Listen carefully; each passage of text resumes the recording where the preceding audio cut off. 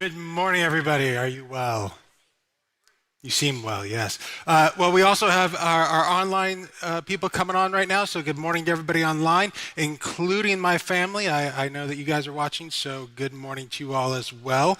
Uh, if this is your first time or you haven't been here in the last couple of weeks, or you maybe just rodeoed a little bit too hard this past weekend, I wanted to kind of just do a quick recap of kind of what we're doing and where we're at.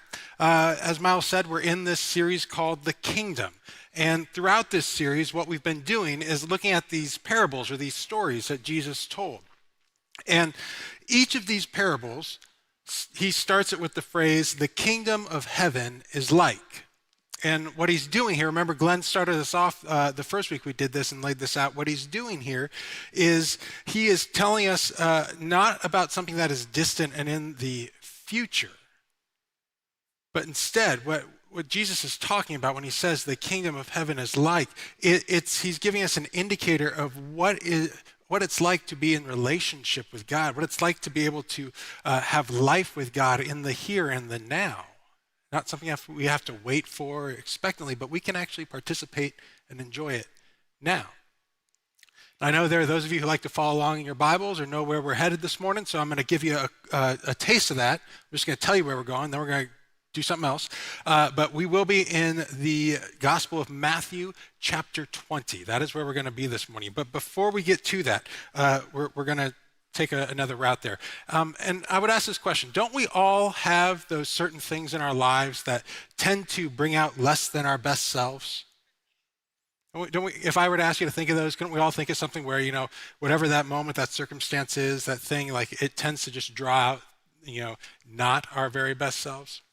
I was thinking about this past week, and I came up with a couple. One would be fantasy football. Does not bring out my best self. I realized this at one point, to my shame. I realized this when I had a fantasy football team and I played it. I was watching a football game, and I had some players playing in it, and across the bottom line it said a particular player had been injured and was out for the season, and they were on another person's team, and I found myself audibly cheering, and I realized I'm a monster. Who does that? That's a terrible thing to do. And in that very moment, I said, no more. I can't do this. This brings out a terrible side of me. Another thing that really brings out not my best self is any EG's drive-through. You laugh because you know it's true. You sit there and time forgets it, whether you're the only person in line or not. And here's the thing, I want to be gracious here. I've been inside of EGs. I watch the people who are working behind the counter. They work very hard. It's not as if they're all just hanging out and doing nothing. So I don't know what's going on with the drive-through. It just, somehow you end up there and it's a time vortex and multiverses and all these sorts of things where you don't know what happens, and an hour later you have an EG and some ranch fries. And so there's that. But then I think perhaps the thing that I realized, and this was an early age, the thing that I realized that probably brings out the worst of me is white elephant gift exchanges. I know. You're like, what? But it's true. It's true. I realized this early in life. I was in third grade. It was my third grade classes right around Christmas time, white elephant gift exchange. And so you recall back, if you can, to when you were in third grade and the various things that you and your classmates would have liked. Maybe I'm trying to remember back. I know can't remember everything, but there was snacks, and there were trading cards and small toys that that generation liked, and maybe little art kits, pens and pencils, all that sort of stuff. Just things that kids would like. And what I realized for me is that a white elephant gift exchange is far less of a gift exchange and more of like a blood sport. Because I go for the jugular when I do gift exchanges, apparently. And I was sitting there, and you always have that one thing, right, where you see it and you're like, that's the thing I want, right? And so I was doing this, and about halfway through, it was my turn, and I opened my thing. I don't even remember what it was. It was just this thing. And then the next person opened what looked to be the most amazing set of comic books ever created by human hands. I don't know what they were. I cannot recall. But I just know I was into comic books at the time, and they looked fantastic. And so at that moment, I said, those are mine. And I began to strategize and plot and plan and figure out and how am I going to end up with these, and figure out what is this person going to do, what are those going to do. I had to be like, okay, that person over there, well, you know what, they like toys, they don't like to read, I know that, so they're going to be fine. I don't have to worry about that person. I got to look out for that person because they read like those novels and stuff, so they probably want that person's left-handed. I don't know why that's important, but I should know that person's gluten-free, so I know that I don't have to worry about this stuff over here. And so I started planning and plotting and all this sort of stuff, and I ended up right before I ended up with the what do we call them, the comic books. And it is the last kid's turn, and I am just on pins and needles. Are they going to open their thing and hate it and come get these comic books from me? Or are they going to like it? Or are they going to go for something else? And so, it was exciting. And so this kid opens the gift. And even before he gets it all the way open, I just hear him say, "I'm keeping it." And a flood of relief washes over me. I have won. I have defeated everybody else in white elephant gift exchanging.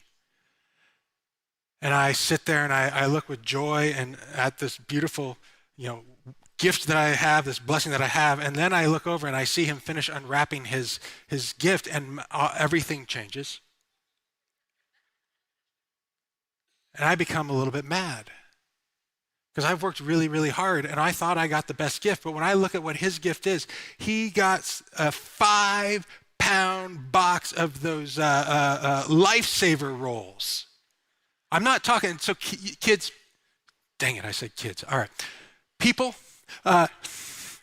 I know nowadays we eat our lifesavers, individually out of those little wrappers that are obnoxious, but there was a time when, and the proper way God intended you to eat lifesavers was to peel the little thing off the top and just pop them out of the roll like, well, candy, because they are.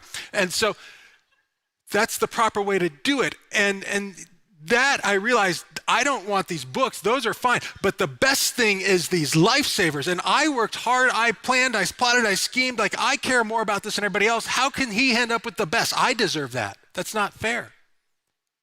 I mean, all these questions started flooding into my mind. Like, why does he get that? What did they do to deserve it? They're probably not even going to eat all the orange ones. No one needs the orange ones, but I like them. I'll eat them.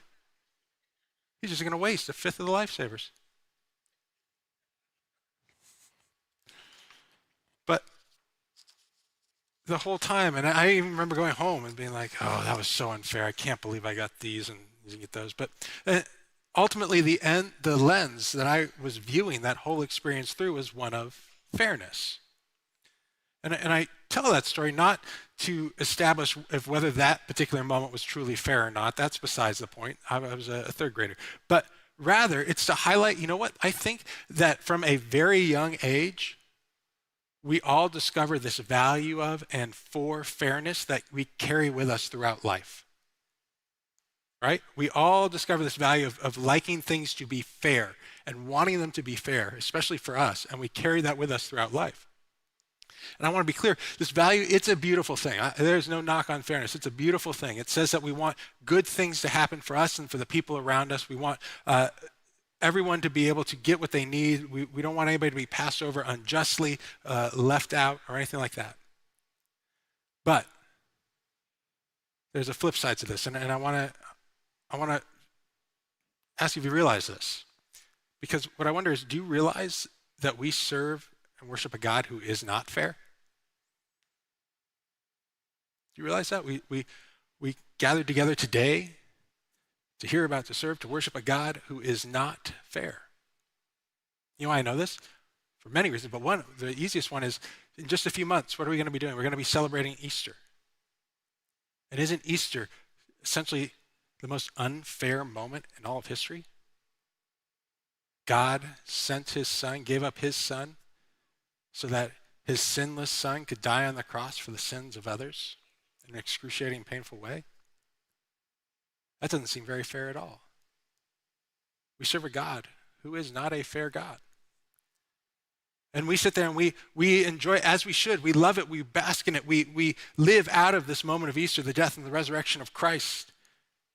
And we love it. But then what's so odd is that we turn around and we expect and want fairness when it comes to our lives and how our lives work. So this passage of Matthew, I want to read it to you. And I want you to see that if we read it at face value, we could really look at that and say, but wait, that's not fair.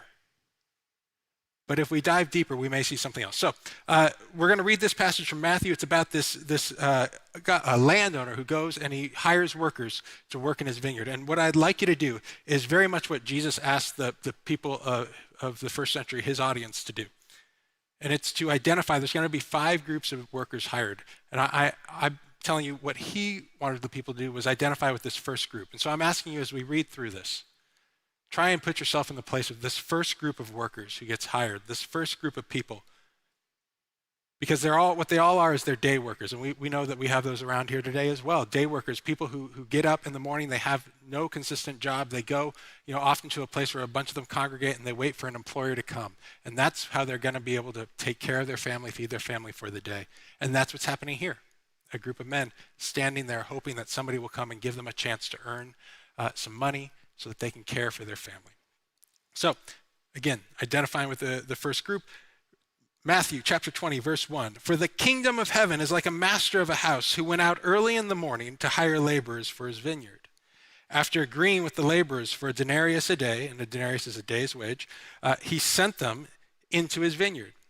And going out about the 3rd hour, he saw others standing idle in the marketplace. And he said to them, you go into the vineyard too, and whatever is right, I will give you. So he's now got 2 groups. The group that he hired at the very beginning said, here, you can have a denarius for this work. Now he's got the second group. So they went, going out again about the 6th hour and the 9th hour, he did the same. Now we've got 4 groups.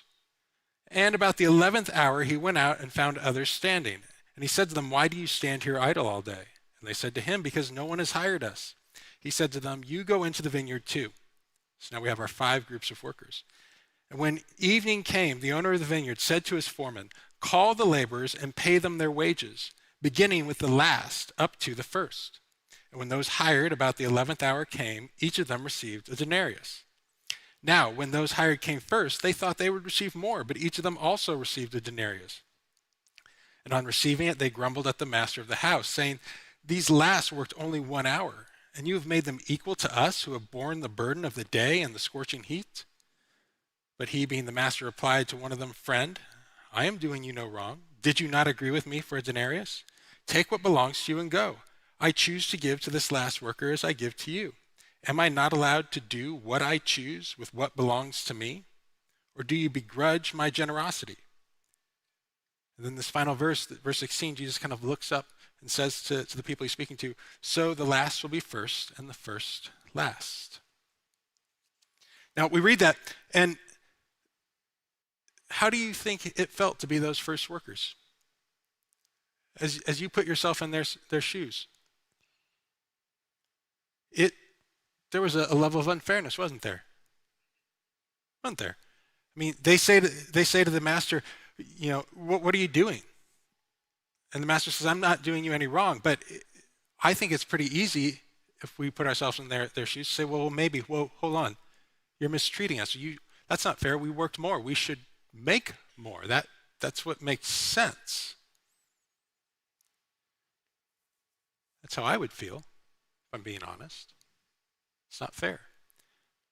But you know what I find really interesting is where the whole thing flipped. Where all of a sudden things got unfair. It wasn't what I got that made things unfair. It was what they got. Right?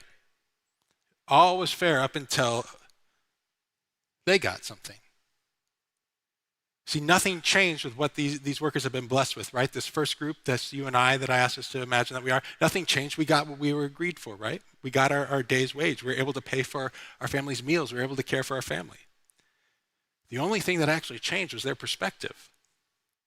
One moment they felt blessed, and then the next moment they felt robbed because they felt as if they had lost something because these other workers had been paid what they were. It's fascinating to me. But I also know that this is something that we all would understand what it would be like because we've all been there. I know I have.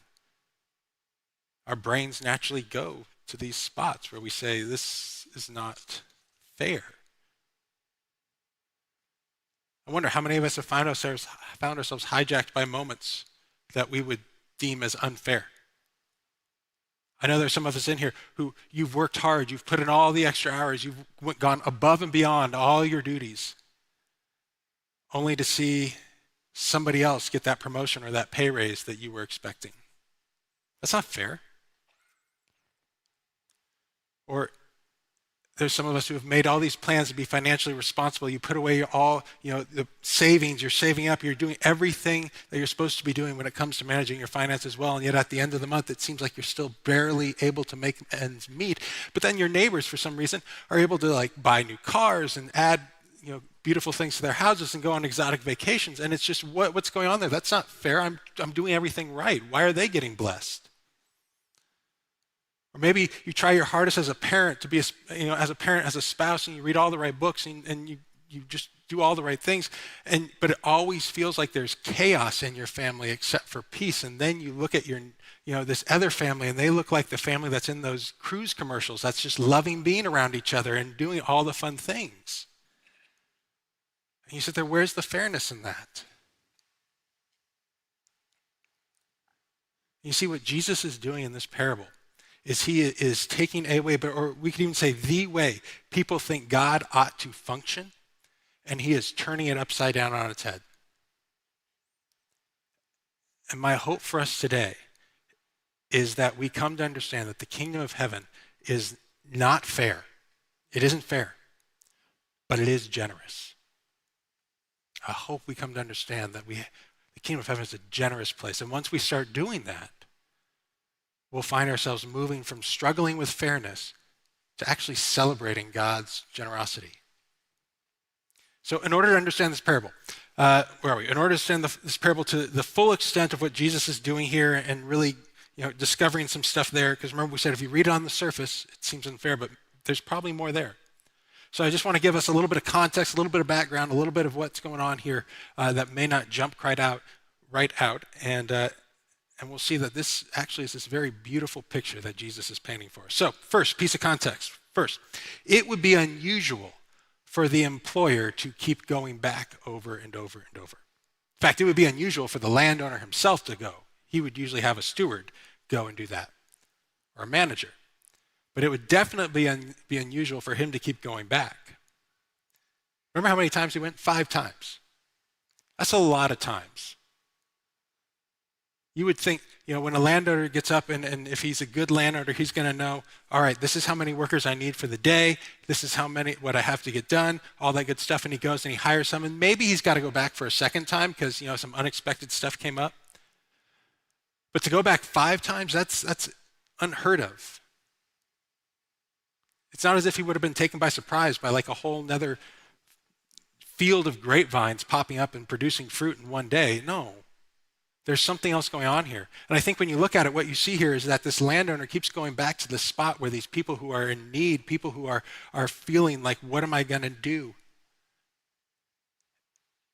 And he just is consistently generous. Where the landowner is like the kingdom of heaven. Jesus is saying the God that is the God of the kingdom of heaven, he is deeply and consistently generous.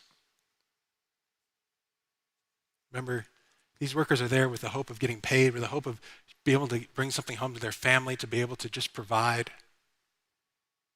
And each hour that passes is an hour closer to going home with nothing. There is likely no reason that landowner kept going back even so late in the day other than to say, wait, you haven't been blessed? Let me bless you. Let me find you and bless you. Come experience my generosity. So that's the first thing. Second thing is the order of the payment. Remember, he says, pay the last first. Now, he could have and normally would have paid in the order that they were hired, right? You were hired early in the morning, you get paid first, you go on your way. And this would have solved a lot of problems, would have avoided any unnecessary conflict because the people that got hired first would get their money and they'd say, man, this is great. I had nothing at the beginning of the day. Now I have this and I'm blessed and I'm going to go home and care for my family. And that would be that. And then the second people and then the second, and no one would know the difference and everyone would walk away blessed. But I think the reason Jesus paints this parable this way is because he's wanting people to see that the landowner wants people to know of his generosity. He wants people to see how he is generous. And not in some prideful look at me way, but rather just to know that there is a landowner, one who will be generous with people, who is driven by generosity.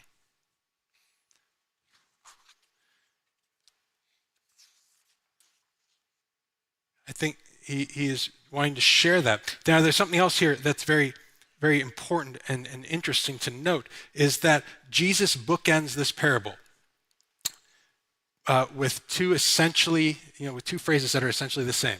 Matthew 19:30 is the last verse of chapter 19, says, "But many who are first will be last, and the last first." And then Matthew 20:16, the first verse after he tells the parable, says, "So the last will be first, and the first last."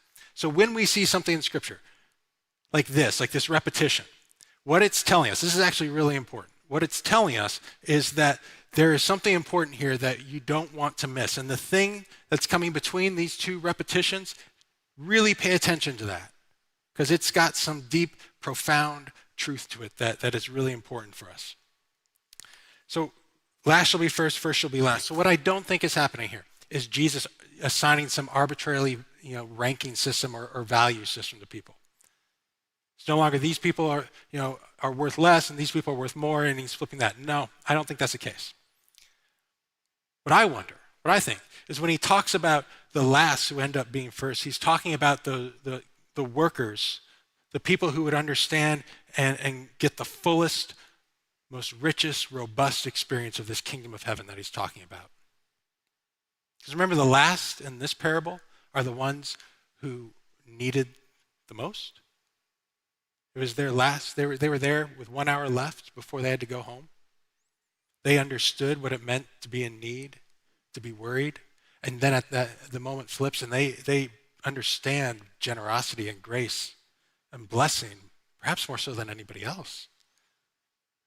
And so Jesus is saying the last will be first. He's saying that these last people, these are the first ones are going to be the ones that understand and embrace and live out of the beauty of the kingdom the best, the most. They'll have the fullest experience.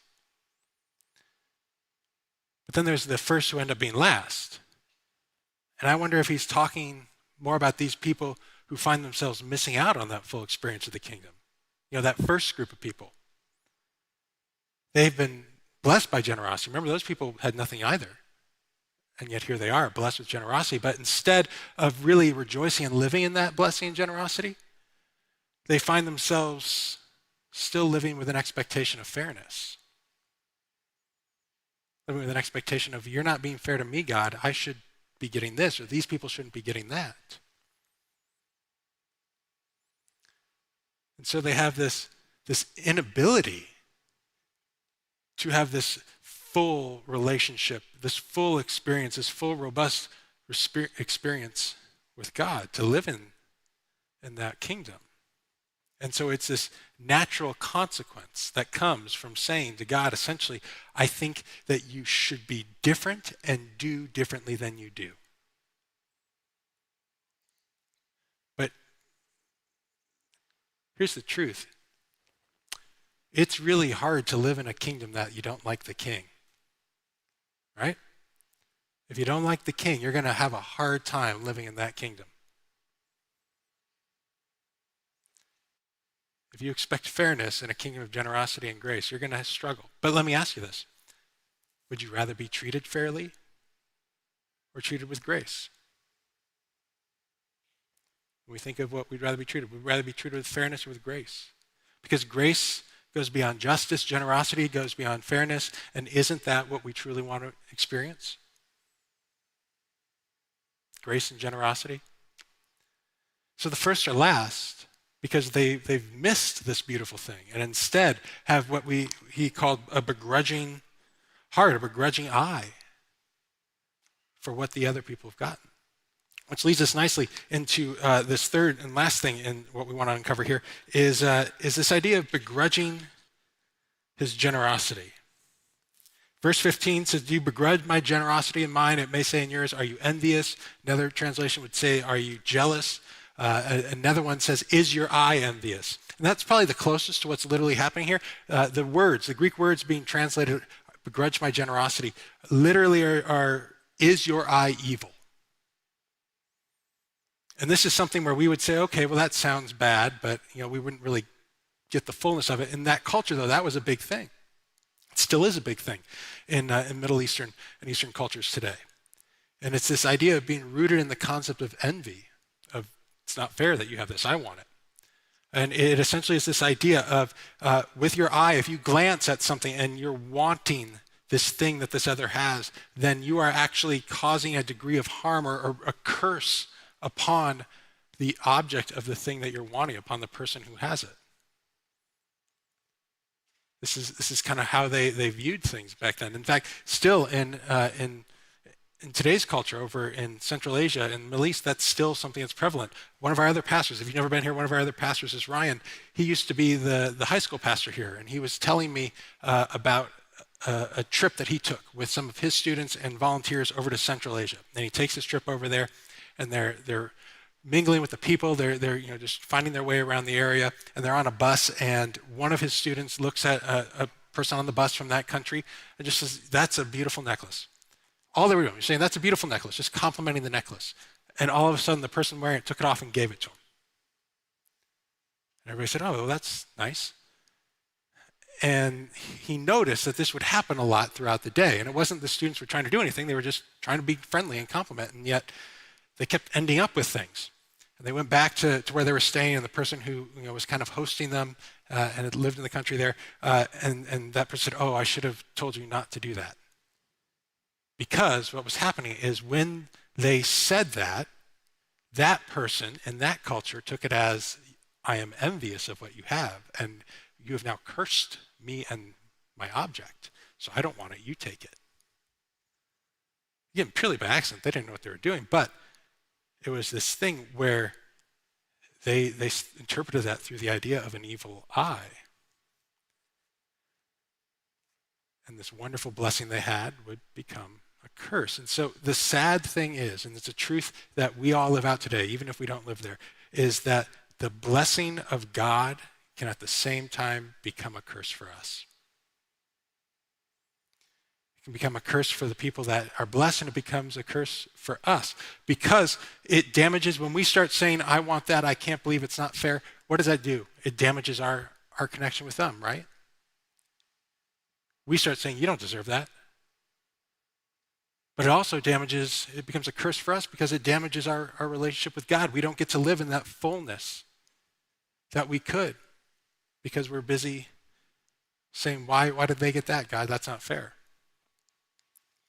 And maybe we start asking these questions that revolve around fairness. I find myself asking these so many times.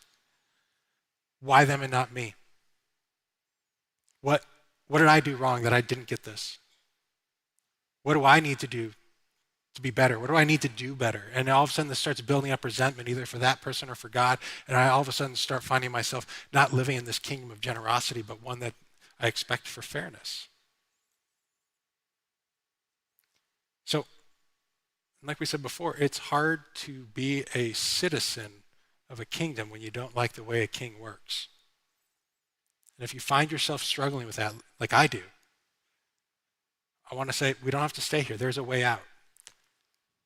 And so with these last little bit, I want to just take a moment here to paint a picture of what Jesus gives us about maybe how do we step out of this? How do we let go of fairness?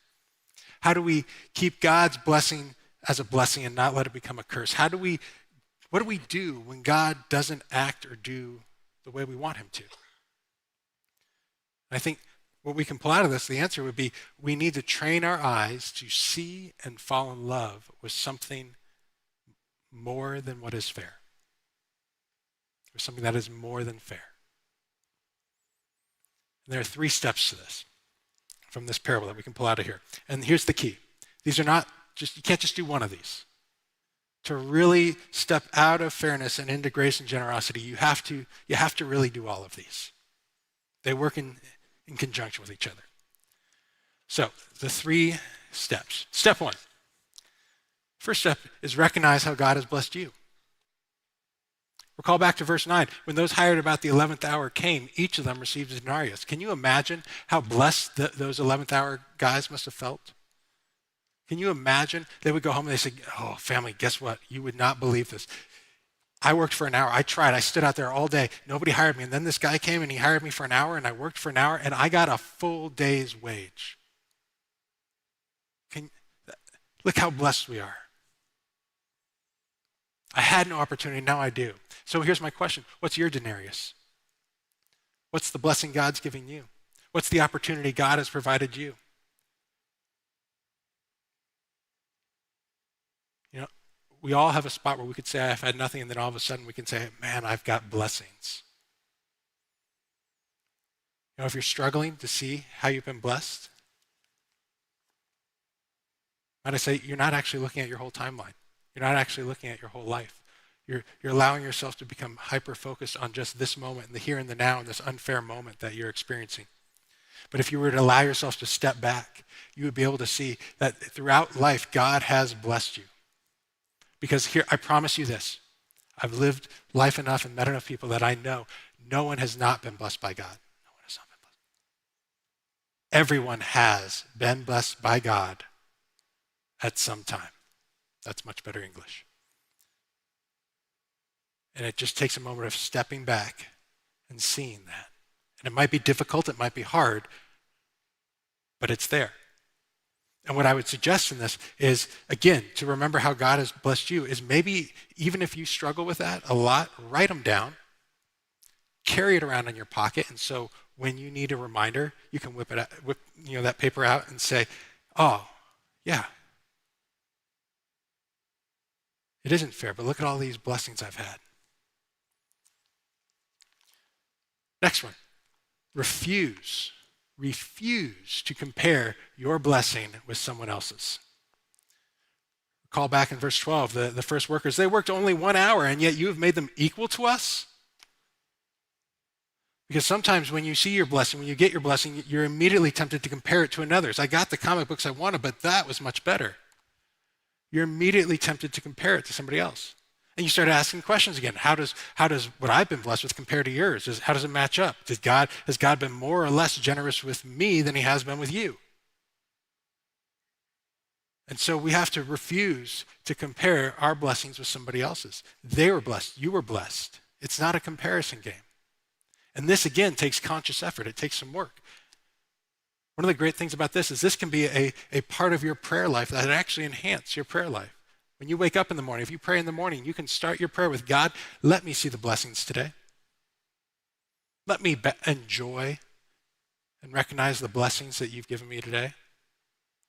Or if you hit that moment where you are in an unfair moment, you're saying, this is not fair, I can't believe this is happening, you can all of a sudden remind yourself and say a little prayer, God, help me appreciate the blessings you've given me now. Help me live in those. Because then you actually get to not only see the way you've been blessed, but you get to start enjoying it. Then finally,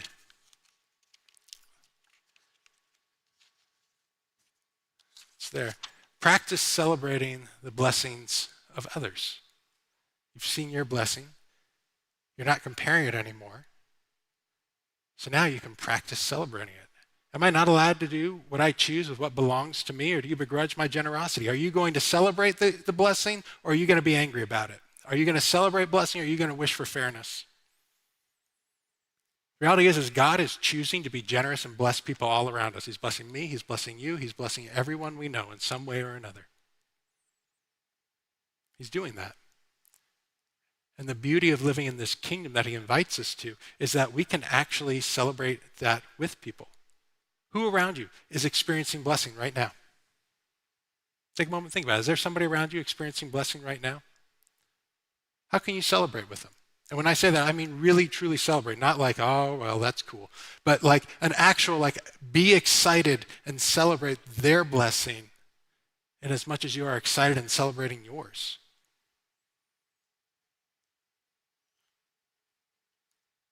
When you start doing that, fairness becomes, who cares?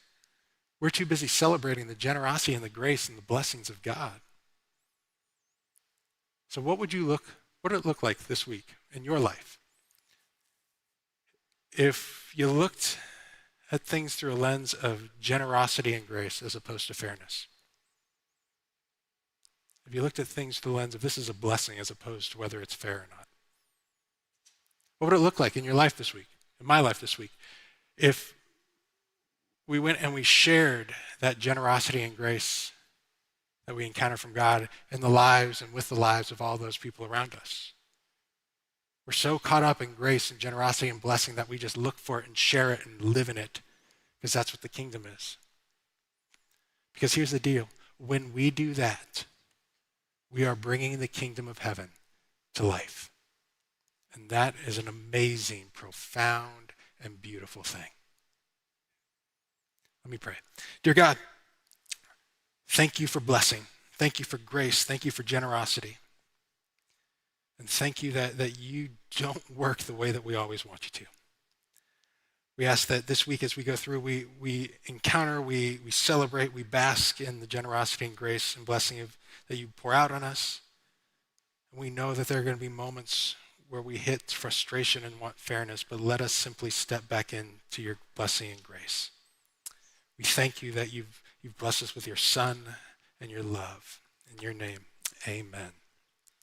All right, a couple things. First, we have our prayer place over there. So if you'd like to pray with somebody, if you have something you'd like prayer for, head on over there. We have some wonderful people who love to pray with people, and we want to invite you to do that.